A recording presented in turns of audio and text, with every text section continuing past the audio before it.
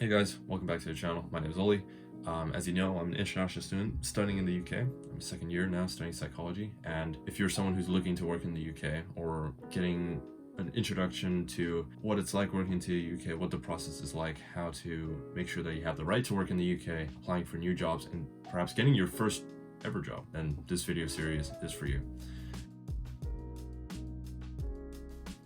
Right, so the first thing we're going to talk about is national insurance. So if you go to the government website, you can find out all about national insurance, and I'll link everything I put in on my screen here in the description below, so you can go and explore this yourself. So essentially, national insurance is something that's sort of like tax deductible.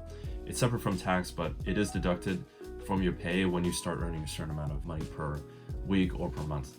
And what it is, it contributes to certain benefits living in the UK and towards your pensions. So more importantly, how do you apply for national insurance? So who can apply for national insurance? You can apply for a national insurance number if you live in the UK, have the right to work in the UK, or are looking for work or have an offer to start work. You can start work, of course, before you receive your national insurance number if you prove you can have the right to work in the UK. So you can tell your employer that you're actively getting your national insurance number as you're working for them if you can prove you have the right to work. So how do you prove that you have the right to work in the UK? Well, go to the government website again and prove your right to work to an employer. So you'll need one of the following: BRP, a biometric residence card number, which is on your BRP, your card, your passport, or your national identity card. You can start this process and find out if you have the right to work in the UK. If you're an international student, you should pick up your BRP, which I did from the careers and employability sector in my university. So you should check with your university and they should be able to help you out. So now we're going to apply for a national insurance number. You'll need one of the following: passport from any country, biometric residence permit, national identity card. So you apply for this, and after you apply, you'll get an email with the application reference number, and it can take anywhere from 8 weeks to get your national insurance number. 8 weeks is, I would say, the maximum amount of time it should take. For me, it took around 2 to 3 weeks to get it.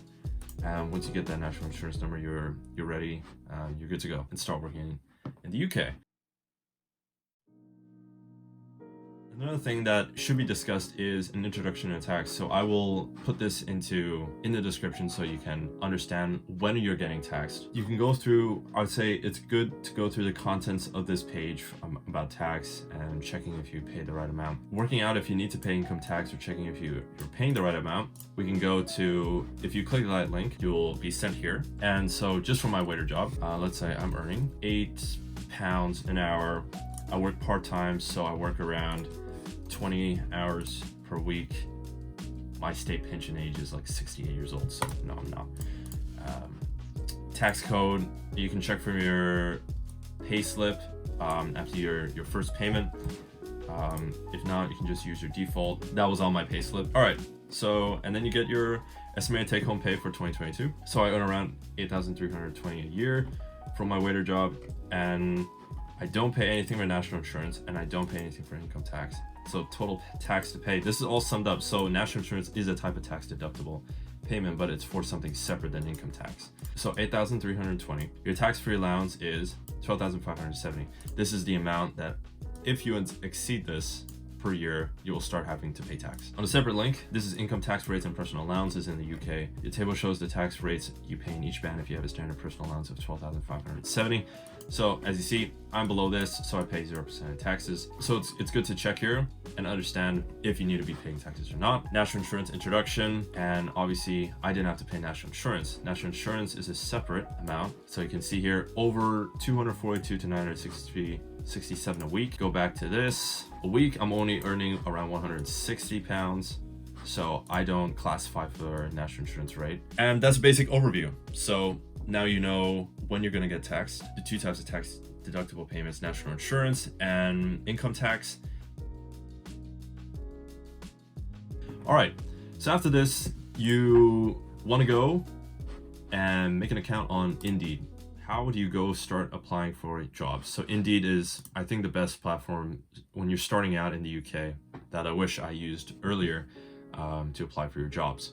You create your account, you create your profile, put all your details, you upload your CV, and you can start finding jobs through its search terms. So where you're located, the specific job, let's say you want to work as a waiter, and then you can start finding jobs here, and you can apply. When you click apply, your CV will pop up already. Click continue, and you put years, list of rates for interviews. So that's the application process. It's very simple, and this is where you can finally start finding part-time jobs or how many hours you're permitted to work. As an international student on my BRP, I'm not permitted to work more than 20 hours per week during term time, but if it's not term time, I can work more hours.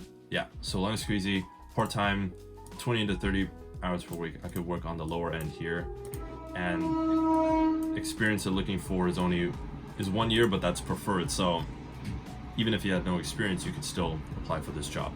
And that's how I got my waiter job. I applied on Indeed. I applied to 4 or 5 different restaurants. I was rejected from 4, and I was accepted to 1. And that's the place I currently work at.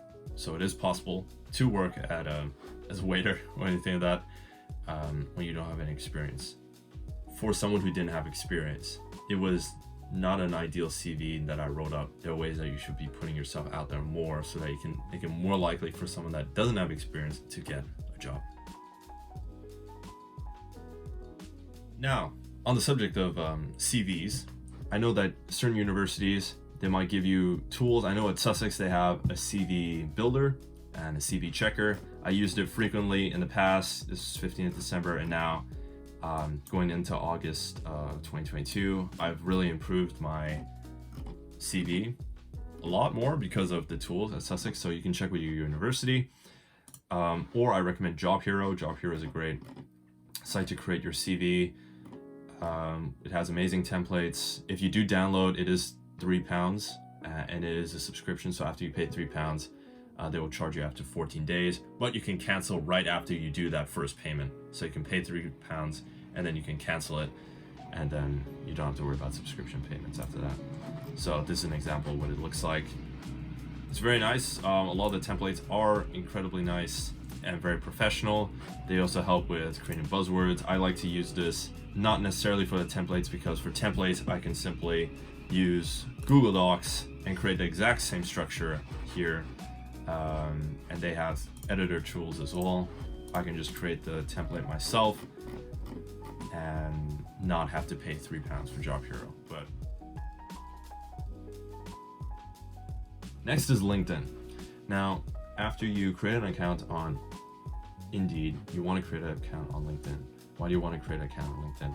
LinkedIn is where you network with all other university students, your old friends, and it's where you build your rapport for your work history. LinkedIn is where you can get all sorts of opportunities. There are, I think, millions of job listings every day, week.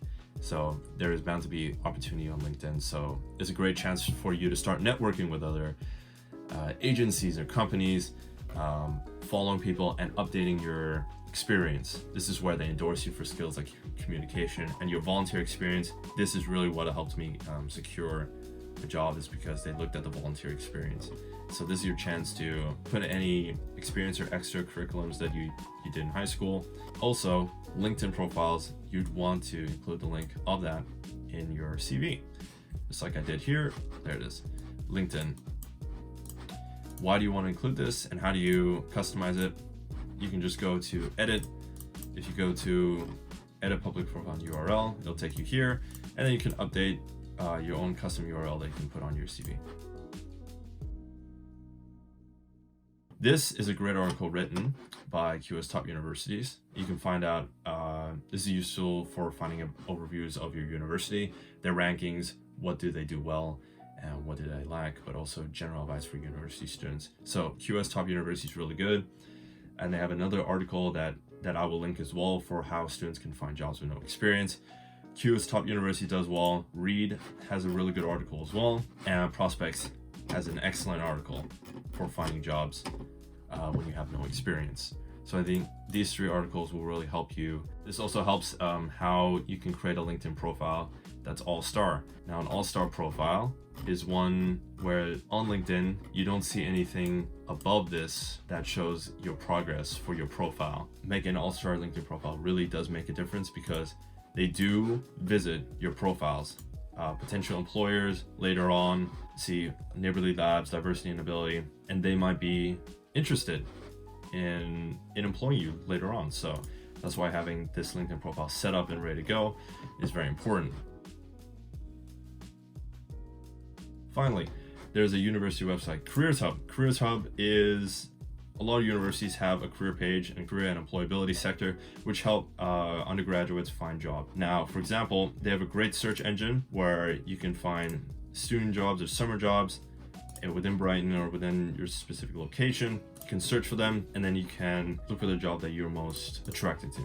And it seems that you could have a good shot at getting. They pay quite well, and you can also book appointments for part-time meetings, for CV creation or interviews, and these are really good for helping you when you're just starting off. That's pretty much it. I really hope that you enjoyed this video and that you found it really useful. I will make future videos about CV creation and LinkedIn profiles in the coming weeks. If you did enjoy the video, drop a like and subscribe if you want to stick around for this kind of content. And yeah, I hope to see you in the next video. See ya.